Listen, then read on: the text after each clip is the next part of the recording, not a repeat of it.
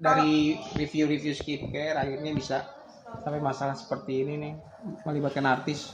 Kalau menurut gua sih, kalau misalkan memang salah ya harus dihukum. Kalau misalkan memang dia terus ya harus dihukum, karena biar ada yang lain-lain. Karena itu bisa beranak pinak. Kalau lu lihat ini berhasil nih, dia bisa dapat 20M, 5M. Nanti jadi pengen juga, gua juga gitu gitu. Itu memang harus dihukum, dan kalau misalkan salah ya dihukum. Dan kalau misalkan menurut gua polisi, apalagi Polda, nggak mungkin sih, polisi atau Polda nggak mungkin sih mereka menangkap orang kalau misalkan belum jelas semuanya gitu.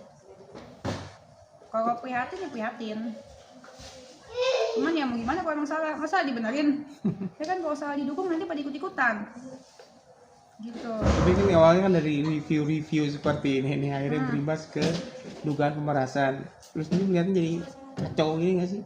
Ya kacau, cuman kan namanya, kalau gue kan orangnya kan nggak pusing ya, namanya orang kan beda-beda. Cuman kalau menurut gue sih ini ya parah lah. Para reviewnya kan kalau misalkan pahlawan ya nggak berbayar lah, di mana-mana ya pahlawan tuh kan nggak berbayar. Mana ada sih pahlawan berbayar gitu. Kalau berbayar ya semuanya berarti namanya cari duit, bukan pahlawan.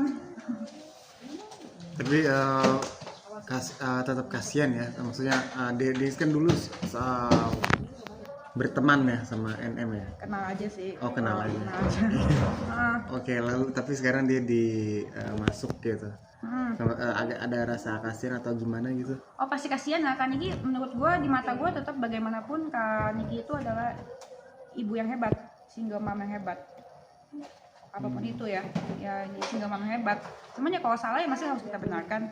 Nggak mungkin juga kan menurut gue polisi kasih sembarangan asal nangkep ya. Menurut gue nggak mungkin banget lah polisi Polda asal nangkep orang kalau misalkan semua buktinya belum jelas, belum nyata gitu. Tapi melihat anaknya pasang badan gimana? Iya, ya kasihan. Kalau gue mungkin lagi tahap yang masih melo, karena gue masih busui ya.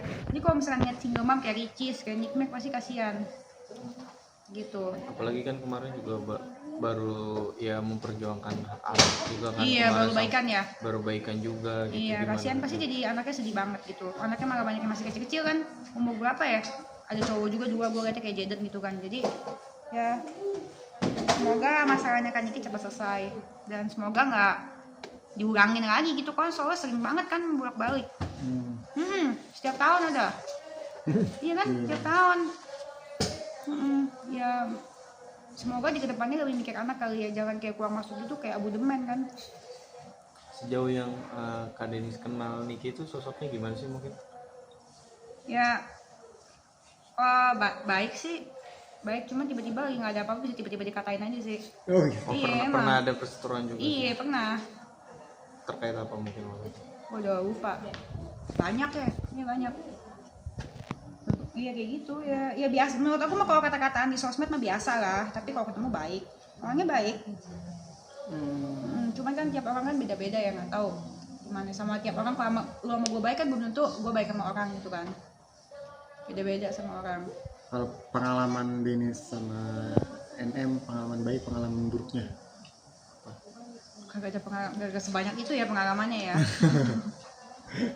Kagak sebanyak itu pengalamannya. Cuman ya kalau misalkan baik ya, waktu kayak dulu gue berantem sama DP, dia belain. Oh gitu. Iya, bisa tiba-tiba sama dia ya, gue bingung juga ya, bisa tiba-tiba dipuji-puji, tiba-tiba dia kata-katain. Oh gitu. Iya, kalau gue ya gue mah bodo amat kan ya. Gue kalau dia muji-muji gue puji balik, kalau dia ingatannya gue katain balik. Oh gitu. Iya, kalau gue kan yang mungkin susah. Tapi gitu. Mungkin dari kasusnya Niki sendiri, mungkin dari Kak Denis ada nggak sih pembelajaran atau yang bisa diambil atau dipetik? Ya lu jangan apa ya? Ya pasti sih jangan meres sih. Iya sih, yang pasti sih, karena lu pasti direkam kan, direkam terus dilaporin polisi, kayak gitu. Terus udah gitu jangan apalagi ya, jangan ya gitu aja sih, lebih mikirin anak aja sih harusnya sih, karena kan anaknya masih kecil-kecil. Kayak gue juga sebenarnya tuh ya kadang-kadang pengen ngoceh-ngoceh tuh keren karena ada Jaden, karena ada anak gitu. Nanti anak lu gimana ya, anak lu gimana, mau ngapa-ngapain gitu, dia mikir anak lebih.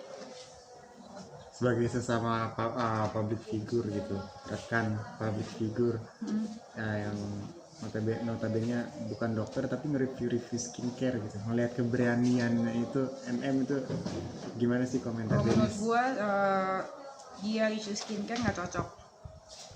Satu, dia punya usaha skincare. Dua, dia bukan dokter. Tiga, dia nggak pernah belajar kuliah skincare. Dia nggak cocok menurut gua. Ya lu ngerti aja kagak ngapain lu review? Iya. Lu kalau dokter ya masih ada hubungannya, walaupun menurut gue juga nggak cocok, walaupun ujung-ujungnya jualan. Pokoknya segala sesuatu yang menguntungkan untuk review untuk menguntungkan diri sendiri ya menurut gue nggak cocok. Padahal menurut gue ya kalian camkan ya, menurut gue skincare di Indonesia itu semuanya sama aja, karena ya mereka semua satu pabrik juga di Indonesia juga. Skincare itu menurut gue cocok-cocokan gitu. Terus itu dia yang overclaim itu kan sesuatu promosi yang berlebihan gitu, itu mesti diberantas juga, cuman bukan tugasnya dia, tugasnya BPOM gitu. Skincare berbahaya harus diberantas juga, cuman bukan tugasnya dia, tugasnya BPOM gitu. Ada niat bikin skincare juga mungkin? Oh ada, gue ada deodoran. Semoga nih ya, nih buat doktifnya, dokter apa tadi, dokter detektif ya nih, aku ada deodoran nih dok, coba dok pakai dok. Terus gitu minta di review, coba mau nggak dia? Tapi aku nggak punya duit dok, ya kan? Beneran jujur aja 1M, 2M, 3M, 4M, 5M nggak punya, 10M, 20M nggak punya gua. Iya nggak ada duit beneran, utang. Iya, mau nggak ya dia review deodoran gue? Nah, kalau baik mau kali ya. Skincare enggak? Skincare belum, karena menurut gue belum nemu yang bagus. Tapi gue pernah bikin, gue tuh coba-coba bikin. Ya, jadi gue kan pakai skincare, ya kan, skincare yang bagus gue coba. Terus bisa nggak bikin kayak gini, bisa nggak bikin lebih bagus? Belum, sampai saat ini belum dapet yang seperti yang gue mau. Tapi kalau deodoran udah.